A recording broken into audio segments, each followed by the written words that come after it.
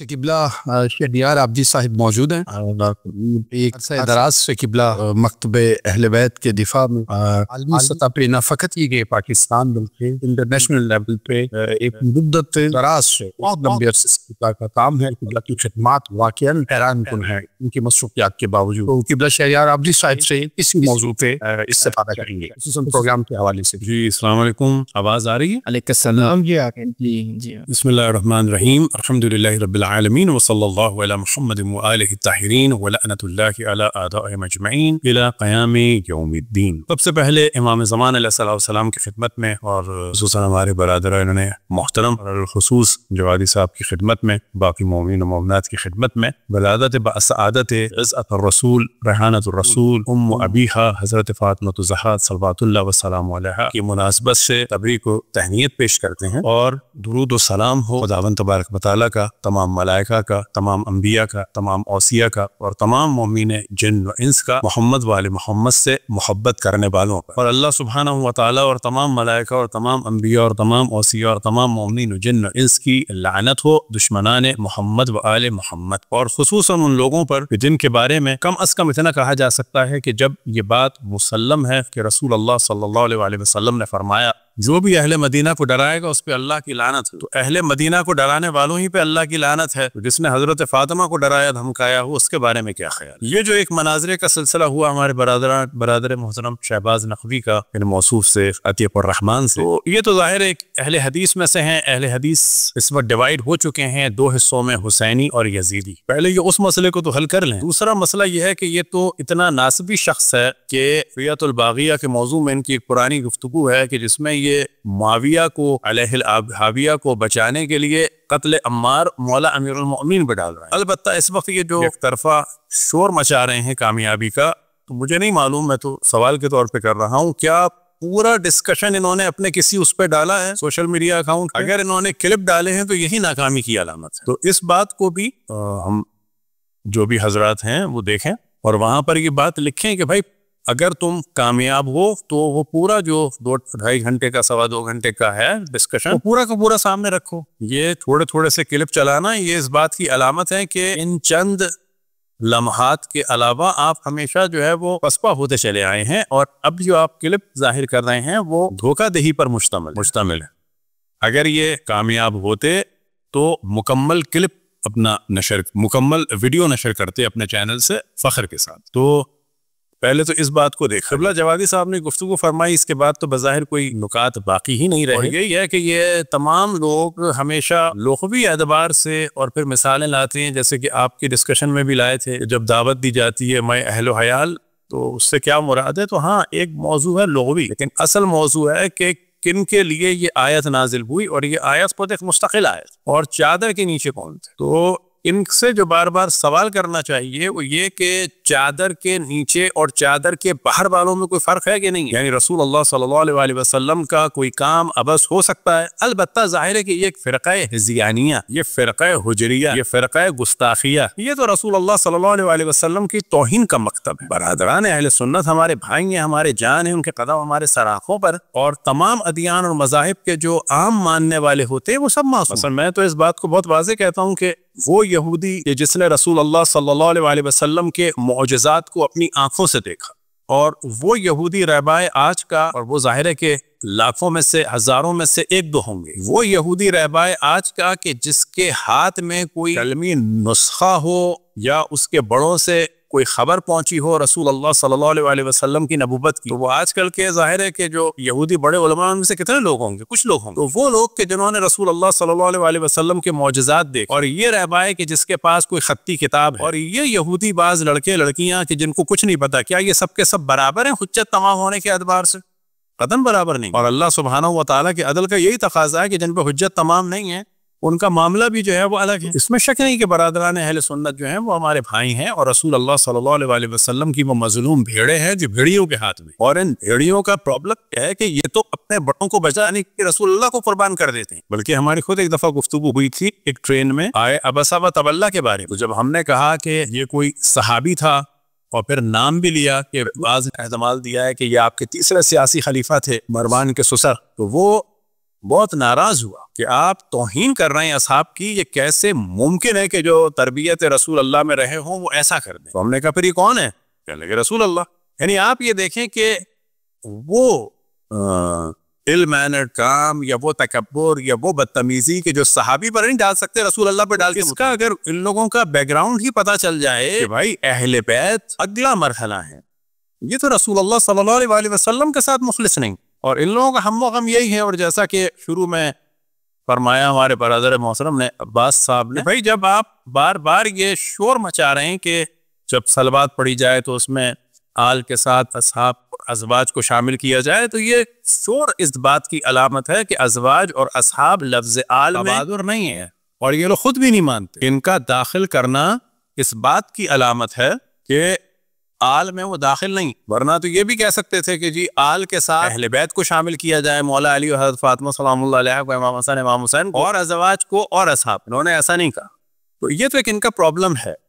Social media کے ذریعے سے حقائق بیان ہو رہے ہیں، یہ لوگ بہت پریشان ہیں، اور خصوصاً ہمارے برادر محترم کے ماشاءاللہ اتنی کم عمری میں اتنے اچھے مناظرے اور امن پوری جیسے کہ جو اہل حدیث کا مال کھا کھا کے اس وقت کیا کہا جائے، بس مال کھا کھا کے جو ہے ان لوگوں کی دنیا آخرتیں خراب ہو چکی ہیں، تو یہ پسپا ہو رہا ہے۔ تو یہ سلسلہ ظاہر ہے کہ جاری رہنا چاہیے۔ اس وقت تو خیر ایک موضوع یہ کہ جو عتیق الرحمن ہے، یہ تو ایک ناصبی آدمی ہے، وہ تو اہل حدیث اکثر ہی ناصبی، یہ ان میں بھی حسینی اہل حدیث میں سے نہیں، یہ یزیدی اہل حدیث میں سے، اور اگلا مرحلہ آئے گا یہ معاویہ یزید کو بھی شامل کریں گے۔ پھر جو ہوسٹ بیٹھے تھے ساتھ، ان کا کیا نام تھا، وہ شخص بھی ناصبی ہے، وہ ماڈریٹر بننے کے قابل نہیں تھا، وہ اس طرف سے بات کر رہے تھے، یعنی اس شخص کو اس کام کے ایٹیکیٹس کا پتہ ہی نہیں ہے کہ جو وہ انجام دے رہے ہیں، یعنی بالکل انلیٹریٹ اس موضوع میں۔ سے ہوتا ہے تھوڑا بہت شعور ہو، ممکن ہے وہ ویسے کہیں اکیڈمیکلی اچھے بڑے ہوئے ہوں، لیکن اس کام کے نہیں، اور یہ ان کی انسلٹ نہیں ہو رہی۔ مثال کے طور پر کرکٹ میں خود ایک الگ فیلڈ ہے، کوچ اس کی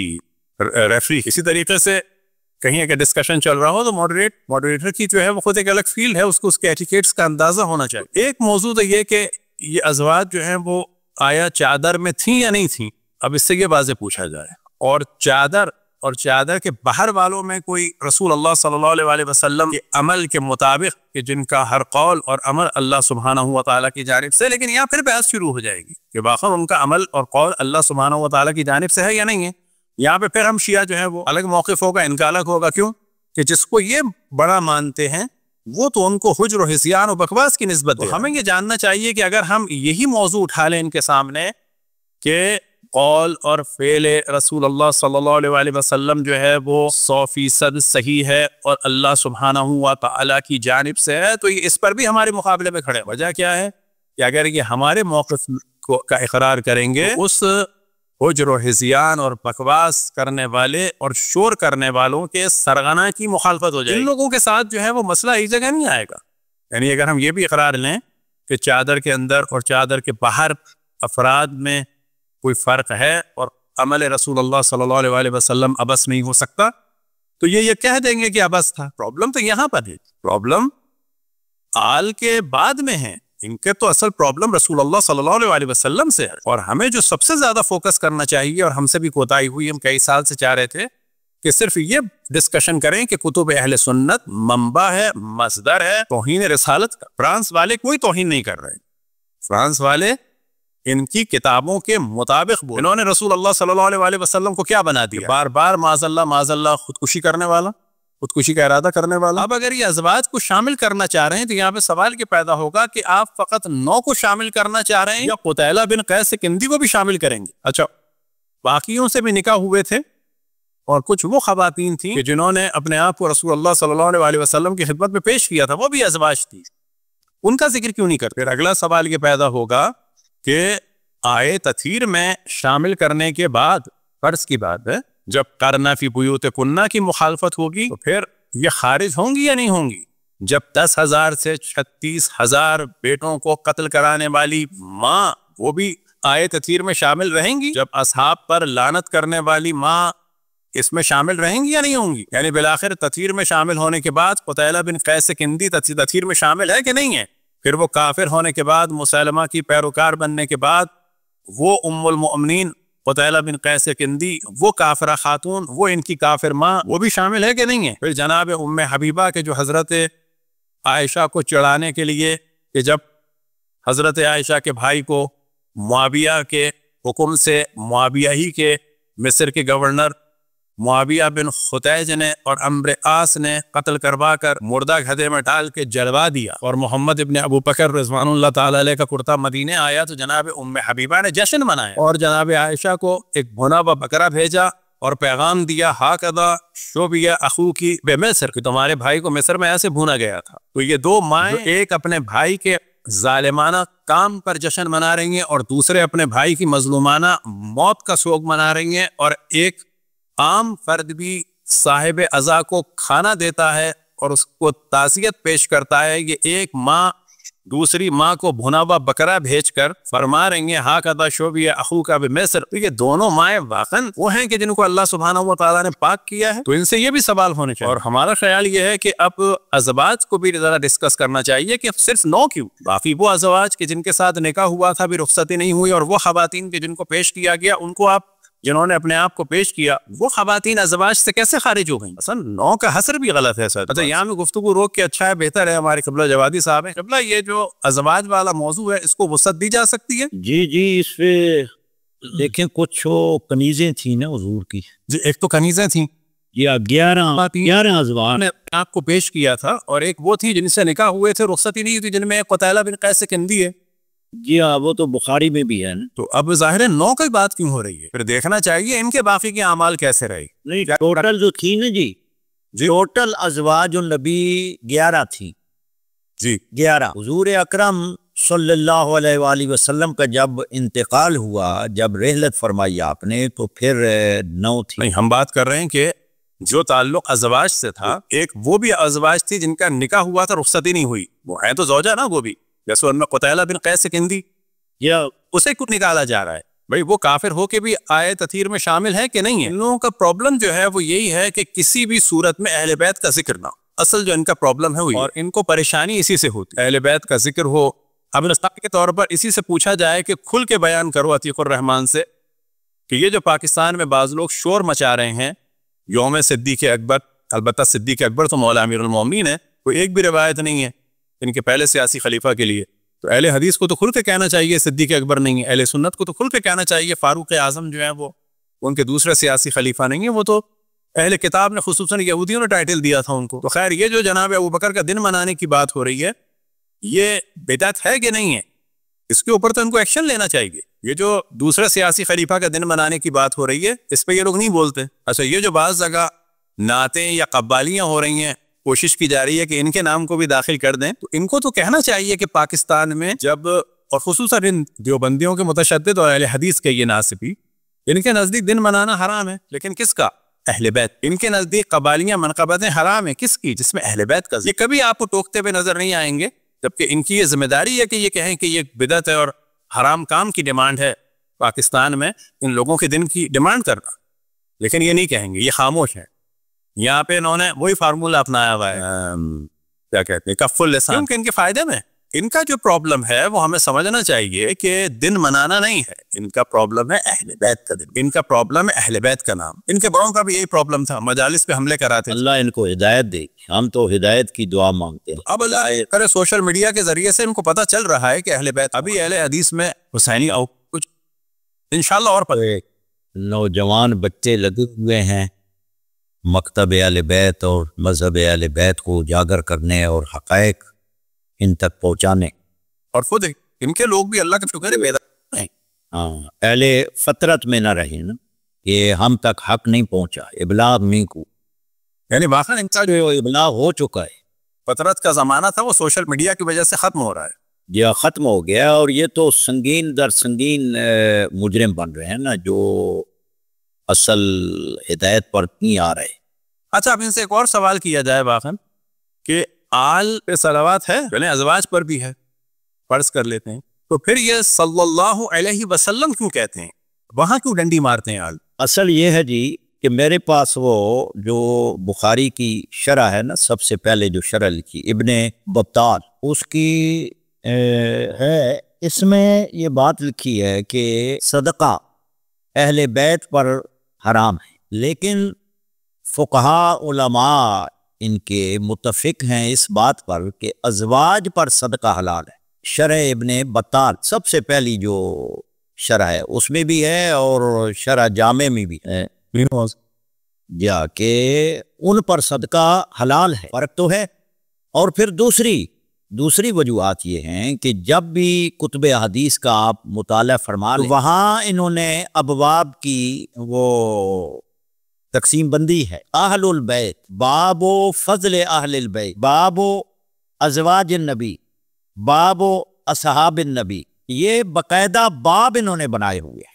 گویا کہ محدثین کی ابواب بندی اس پر دلالت کرتی ہے کہ اہل بیت جو اہل بیت فضیلت ہیں، جو افضل ہیں حضور کے بعد، اور دوسرے ازواج کو انہوں نے تقسیم کیا ہے، خود ہی تقسیم کیا ہے۔ جہاں محدثین نے اہل بیت کا باب باندھا ہے، اہل البیت کا ذکر کیا ہے، وہاں ازواج کا ذکر نہیں کیا جی، وہاں صرف مولا کائنات سیدہ فاطمہ الزہرا سلام اللہ علیہا اور امام حسن حسین کا کیا ہے۔ تو ان کے خود عمل سے بھی ثابت ہوتا ہے کہ انہوں نے بھی تقسیم کیا، محدثین نے خود ان کو بتا دیا ہے۔ آپ مسند احمد ابن حنبل پڑھ لیں، اس میں بھی باب ہے، باب و اہل البیت، یا کیا نام ہے، مسند اہل البیت، اور اس میں صرف سیدہ زہرا اور مولا علی اور امام حسن حسین علیہ السلام سے مروی ازواج کا باب الگ ہے، مسند الگ ہے، تو یہ خود تقسیم ہے۔ جی جی جی، بہت بہترین۔ اصل یہ ہے کہ اہل بیت عصمت جو ہیں، اہل بیت عصمت، اہل بیت فضیلت الگ ہیں، اہل بیت سکنا الگ۔ ہم انکار نہیں کرتے کہ ازواج اہل بیت میں نہیں ہیں، لیکن اہل بیت سکنا میں ہیں، جس طرح محدث عبدالحق محدث دہلوی نے فرمایا ہے کہ وہ معصوم نہیں ہے، وہ صاحب عظمت نہیں ہے، جو ان کا مقام ہے اس مقام پر، اس درجے پر وہ نہیں ہے، وہ صرف حضور کے گھر کی نسبت سے ہے ان کے ساتھ اہل بیت۔ یہ جو ہم اپنی کتابیں پڑھ لیں، محدثین کی پڑھ لیں، شکلات اہل بیت میں سے اور جانور بھی اہل بیت میں سے ہیں، ان کے اوپر نفقہ واجب ہے۔ اور بہترین مثال دیا انہوں نے میرے محترم عزیز ماشاءاللہ بہت مناظر، مجادل، مبارز، مجاہد قوم تشیع کے، اور ہمارے بیٹے آغا اصغر بھی ماشاءاللہ محقق اور بہترین ان کی تحقیق ہے، ثاقب بھائی ہیں، یہ بھی میدان میں مکتب اہل بیت، تعلیمات آل محمد کو لوگوں تک پہنچا رہے ہیں۔ تو کم از کم ان کو اپنی کتابیں پڑھ لینی چاہیے اور اپنے محدثین کا منہج اور روش دیکھ لیں، یا تو محدثین کا مسلک چھوڑ دو۔ یہ جو امن پوری ہے نا، انتہائی ناسوی آدمی ہے، انتہائی ناسوی، اور مجرم کبھی بھی نہیں کہے گا کہ میں نے قتل کیا ہے، میں مجرم ہوں۔ مجرم انکار کرتا ہے، بلکہ مجرم کا فعل بتائے گا کہ یہ مجرم ہے۔ یہ امن پوری، اس کا گاؤں ہے ادھر پنڈی گیپ کے ساتھ کو گاؤں ہے اس کا، اور حافظ زبیر علی زئی حضرو، وہ میرے دوست تھے۔ بعض ایسے حقائق ہیں، وہ مجھے کہنے لگے، مسجد میں ہم بیٹھے تھے حضروں میں، ان کا گاؤں ہے جو حضروں میں اب مل چکا ہے، پیرداد گاؤں۔ کہتے ہیں جی میرے بعض شاگرد ایسے ہیں کہ اگر میں حق بات کہوں جو میں یہاں کہہ رہا تو یہ مجھے رافضی اور شیعہ، گویا کہ وہ بھی تقیہ میں تھے، عملاً یہ تقیہ کرتے ہیں خود، اور ان کا اشارہ اسی طرف تھا، اس ناسوی کے۔ اور یہ کوئی پڑھا لکھا نہیں، اس نے نہ ہی فن پڑھا ہے، نہ اس نے فنون پڑھے ہیں، یہ بس ان کا طریقہ کیا ہے، طریقہ واردات، فلاں راوی ضعیف ہے، فلاں راوی ثقہ ہے، فلاں ضعیف حدیث، قواعد حدیث، یہ نہیں پڑھتے۔ اور پھر بانگ دہل کہتے ہیں کہ ہمارا منہج اسلاف کا منہج ہے، اور جب اسلاف کے اور ان کے اکابرین کی عبارات اور ان کی تعلیمات کو ان کے سامنے پیش کیا جاتا ہے تو یہ پسپائی اختیار کرتے اور کہتے ہیں جی ہم ناسبی نہیں ہیں۔ بھائی عملاً تم ناسبی ہو،